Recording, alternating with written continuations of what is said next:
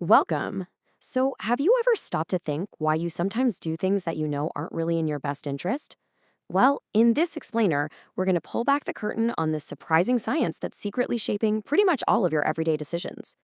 Okay, let's just dive right into the big question. One I think we've all asked ourselves at some point. Why on earth do we make decisions that go against our own best interests?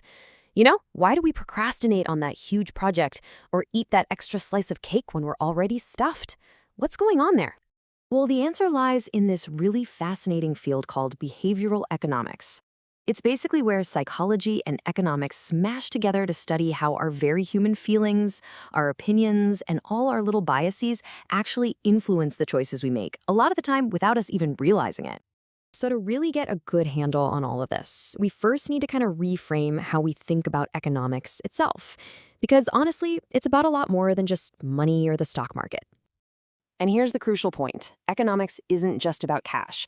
At its very core, it's the science of choices. And once you start seeing it that way, you begin to notice these principles popping up and shaping nearly every single part of your life. So if economics is all about making better choices, let's start with a really practical tool. We're going to upgrade a very common, but let's be honest, often flawed decision-making method you probably use all the time. We've all been there, right? The good old pros and cons list. It feels so logical, so organized. But there is a major, major problem with it, especially when it comes to the big, important decisions in life. And here's the reason it so often fails us. A single, really powerful con, like a deep gut feeling or a major deal breaker, can completely wipe out a dozen pros, and that makes the whole list pretty misleading. So what's a better, more objective way to tackle a tough choice?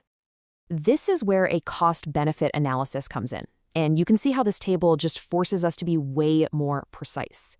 Instead of just writing down time, you actually have to assign it a score. So yeah, the plane wins on time, it gets a 5, but look at the financial cost. The train is the clear winner there with a 4. When you start to add up all the factors, everything from tiredness to how much you can relax, the option that seemed faster might not actually be the better choice. All of a sudden, the decision becomes much, much clearer.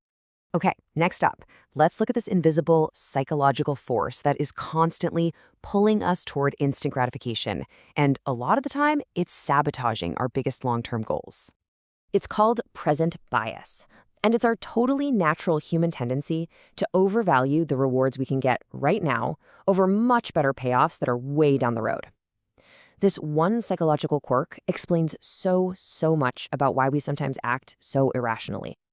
And this just shows you how widespread it is. Present bias, that's the reason we procrastinate, right? The immediate reward of just not doing the work feels way better than the future reward of having it done. It's why studies show people will literally take less money today over more money tomorrow. And it's the simple, powerful reason you should never, ever go food shopping when you're hungry. Your present bias will take over. So present bias is all about being tricked by the future. But what happens when we get tricked by the past? Well, that brings us to this mental trap that is incredibly hard to escape once you've already put in the time, or the money, or the effort. Come on, we've all said this, or at least something like it, but I've already put so much into it, I can't stop now. That feeling right there is the classic sign that you are falling for what's called the sunk cost fallacy. Let's look at a study that just perfectly captures this. Imagine you're at some party and you're offered a choice of 2 cakes. One is just a standard cake from the supermarket. The other one, it's an expensive, handmade cake that someone drove an hour out of their way to pick up. Now you're already feeling pretty full. Which one do you think people ate more of? Yep, you guessed it. The study found people were way more likely to eat all of the expensive cake, even when it made them feel uncomfortably full. And this just brilliantly illustrates how our past investment, the money and the effort, was dictating their actions, not their present enjoyment. They were just trying to justify that initial sunk cost. All right, let's move on to a principle that kind of goes against our modern obsession with more, and shows exactly why more isn't always better. It's the law of diminishing returns. And this is a concept that seems almost obvious when you read it, but it's something we forget all the time. It basically says that after a certain point, putting in more effort doesn't just stop helping, it can actually start to make things worse. A really simple real-life example makes this law crystal clear. Let's say you want to paint a room. You invite a few friends over to help, and that's great. The work gets done way faster. But what if you invite 30 friends? Well, now you just have chaos. People are bumping into each other, getting in the way. The extra help has actually made the outcome worse. So the real skill here isn't just about working hard. It's about recognizing that sweet spot, that point of maximum efficiency. It's knowing when adding one more friend with a paintbrush is just going to get paint on the ceiling. The key takeaway is figuring out when to stop, because pushing past good enough often just leads to chaos, not perfection. And finally, let's wrap this all up with a modern principle that is more relevant today than ever before, especially when we think about our digital lives. You've probably heard this quote before, and it's become famous for a reason. It perfectly captures the hidden economics of the internet age. If you aren't paying for a product, you are the product. This really gets right to the heart of it. On all those so-called free platforms like social media sites, the business model isn't really about selling you a service.